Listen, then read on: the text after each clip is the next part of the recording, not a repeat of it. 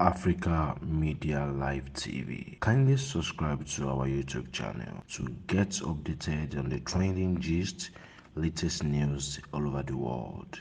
Like our page, subscribe, and share with friends. Thank you.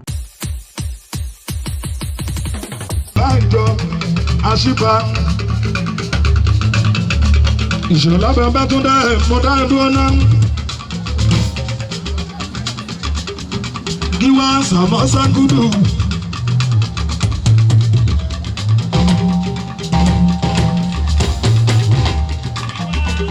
Obaneye obìnrin kọ́rẹ́nsì.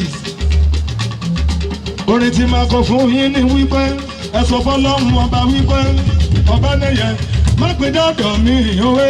Má pín dọ́dọ̀ mi òwe. Màlẹ́kà tó ń pín wàhálà má pín dọ́dọ̀ mi. Màlẹ́kà tó ń pín wàhálà má pín dọ́dọ̀ mi. Obaneye bàbá ẹgbẹ́ wọn láti ájíwá síù. Bámòfin tọ́ba láṣẹ ó náwó fún mi l'Amẹ́ríkà. Nǹkan bí oṣù kan sẹ́yìn ó náwó fún mi l'Amẹ́ríkà.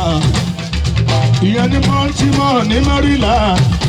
Tọ́ba láṣẹ bóyá orin Musiliu náà ni Túndé ilé olówó lẹ́sẹ̀ yíyà lójoojúmọ́. Bàdíjẹ́ alẹ́ àmọ́ tí yóò lè mú tọwọ́ sílẹ̀. Kò sí lówó kún ló ń lé tán. Kò sí ní ó máa rí. Bó fojú kan mẹ́kún lò. Ìṣèlú ni àròjù kòkó. Ó mọ ìgbé èmi lárí. Olúwa lónìí tùmọ̀ rò. Ọ̀gá ẹ̀ má lè kápẹ́ rárá. Tọ́lọ́kọ́ lè ní ẹ̀yìn ara mi. Ó lè yí kiri. Dọ̀lọ́lá kó dọ̀là ó dájú. Mo kọ́ sára sáwọn olówó tó ń náà ṣí inú wọn. Kọ́rẹ́nsì. Ẹ fún mi ní kọ́rẹ́nsì. Mo kọ́ sára sáwọn olówó tó ń náà ṣí inú wọn yóò máa bò.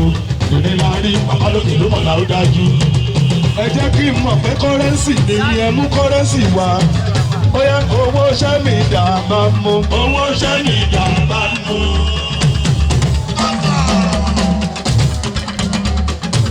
Ìyàgbẹ́ Adéṣọlá Adébọ̀kun.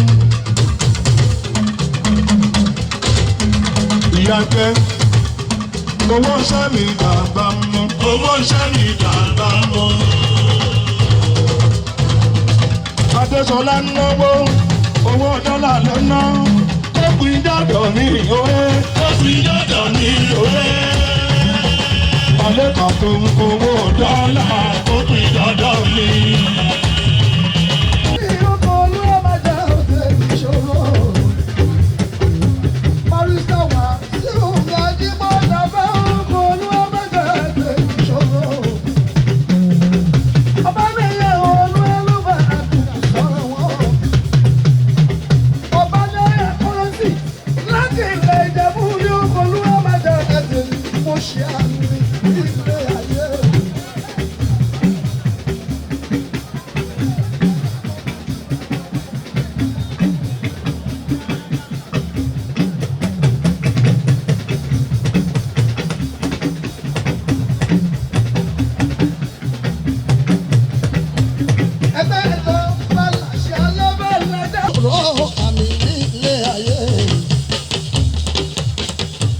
Obaneye ọmọ ọba làwa ń ṣe nípa ìgbàgbọ́ nínú ẹgbẹ́ wa.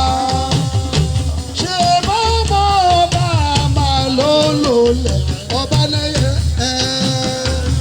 ṣá máa ṣe ewu rere. Obaneye obìnrin ọmọba lákìlá Ìjẹ̀bú alábẹ́lẹ́jà òkò olú ọba jẹ́ òde mi.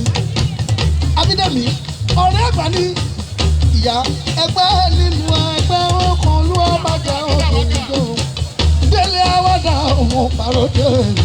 Obaneye obìnrin kọ́rẹ́nsì. Délé àwàdà ọmọ pàrọ̀dé. Bàbá ẹgbẹ́ Obaneye máyégún mọ́ kí ẹ̀fọ́ lọ́bùn.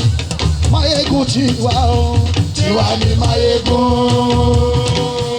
Africa Media Live TV. Kindly subscribe to our YouTube channel to get updated on the trending gist, latest news all over the world. Like our page, subscribe, and share with friends. Thank you.